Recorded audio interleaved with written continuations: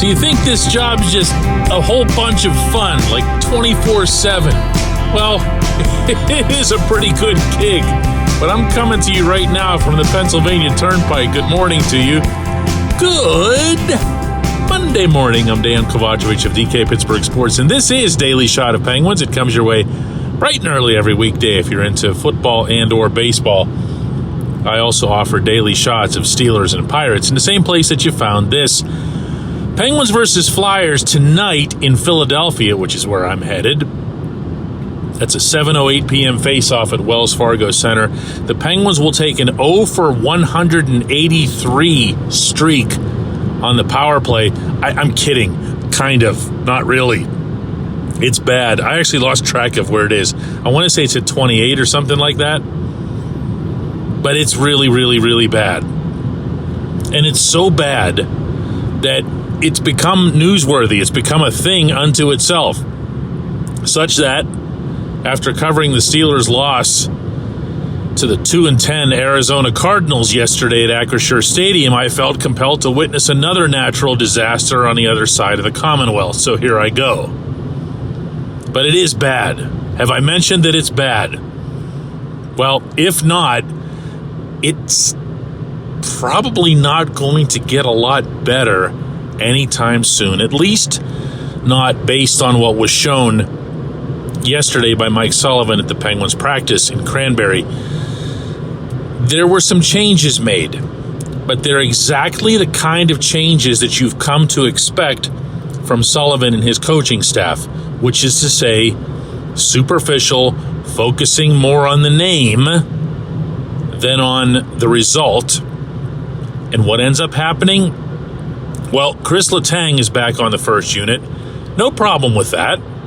I've said all along I'd prefer seeing two defensemen out there. I've said all along, and I'm going back to the summertime, that I'd rather not see Evgeny Malkin at any of the points. And I also said that I loved the idea of Erik Karlsson at center point. So, wait a second, they're doing what?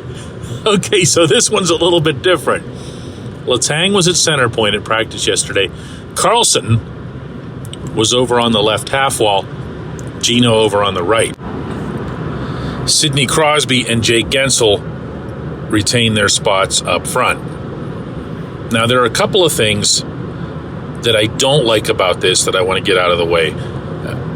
One is that I really feel like Karlsson is the guy who should be at center point. Two is that Brian Rust was the player who came off the first unit. Why?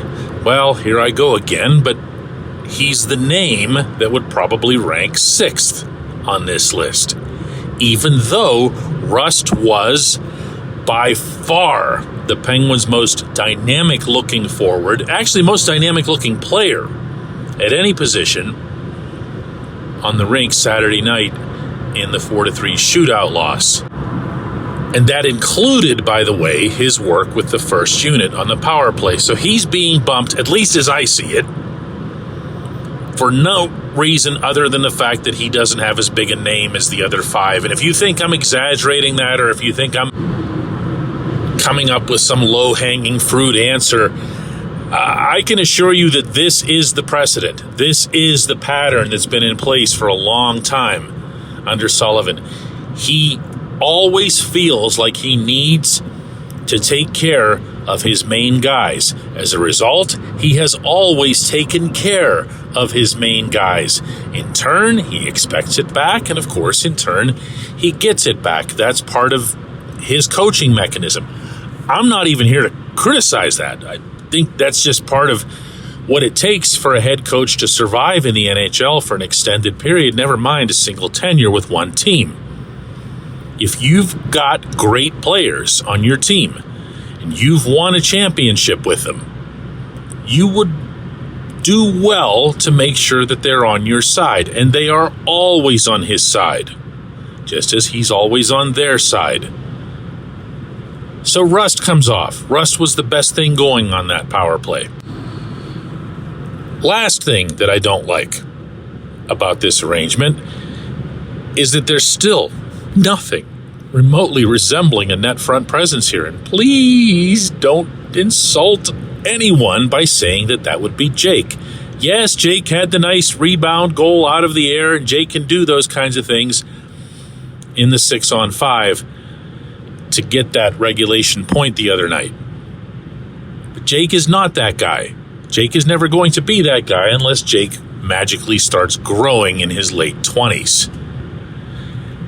So you tinkered with stuff. You've toyed with putting Radim Zahorna there for one game against the Sabres. You've messed at least a couple of times with Jeff Carter there, although there's nothing left of Carter's game, certainly not his hands, and nothing's come of it. And the general manager, never to be left off the hook when you're talking about something that's become this ugly, has not made a solitary move to address this power play, which is almost single-handedly killing this team. It's as if everybody, but especially the analytics people involved, are just saying, hey, it's a matter of time. It's a matter of time. Too much talent, too many good looks, too many, oh man, I'm going to say good looks like 17 more times since they do. Good looks, good looks, good looks, good looks. That's all they talk about. We're getting good looks. That's all you can ask for. No, it's not. You can also ask for goals. You can ask for your team when they get to overtime or when they get to any kind of power play situation, the way the Penguins did late in that game Saturday night, to shoot the puck lower.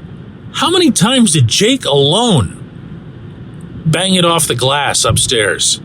What's that gonna do? You're either picking a corner or you got nothing. And there's no in between. There's no benefit to banging it off the glass. The other team is gonna get to it 99 times out of 100 and out it goes. It's a one and done. Whereas, on at least a couple of those chances that Jake blew, he had people in front. All he needed to do was shoot it low. All he needed to do was put it somewhere along the ice where he could generate a rebound. The Penguins are terrible at this. Nobody talks about it. But there's data there to support it. It's not just about looks. It's the shots. It's the type of shots. It's the shot passes that you make on purpose, hoping for a rebound for a teammate. They don't do any of this. Everything that they attempt to generate on the power play is for some pristine top shelf beauty. And even for them, those are rare because they're hard. What is this going to do to address any of that? This reshuffling or whatever you'd want to call it of the top power play unit from yesterday. What is it going to do? I have the answer to that too. And it's not exciting. The answer, well, hang on. Here's what Sid had to say after practice yesterday. We got 2D out there, and we don't want to be giving up goals. We obviously want to be getting momentum, but we don't want to be giving up goals. So hopefully that gives us a little bit more peace of mind and more confidence to make plays, knowing that we've got two defensemen back there. And if anything, it probably simplifies it. Those are guys who both have good shots, Tim and Carl. And I think at this point, it's probably the most important thing is that we just simplify it and find ways to get pucks through. Yep, there you go. That's it. It's to prevent or attempt to prevent shorthanded goals. The one thing that bugged them more than anything else about the power play Saturday night was the shorty. So they went and they addressed that by putting Letang, the superior defender out of the two, at center point, so he'll be the furthest back. And they took Rostov. That's it. That's your tinker. We'll see what it amounts to tonight when we come back. J1Q.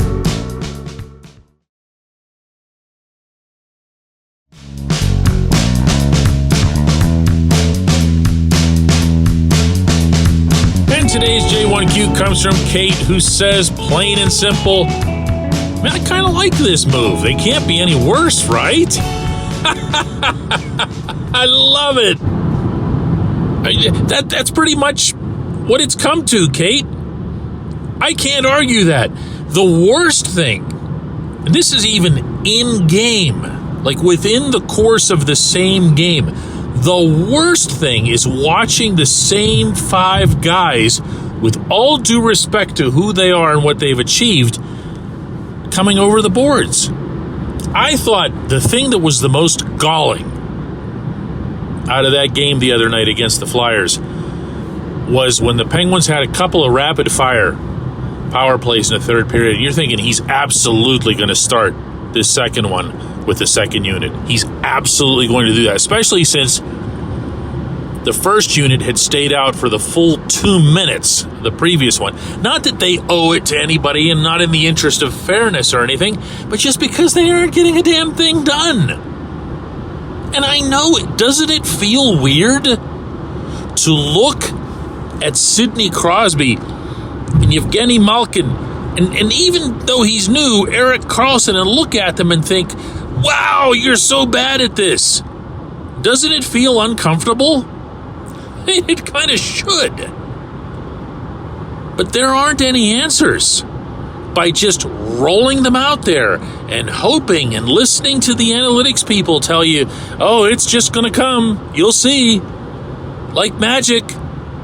Here it is. This is the one. Tonight's the night. You'll see.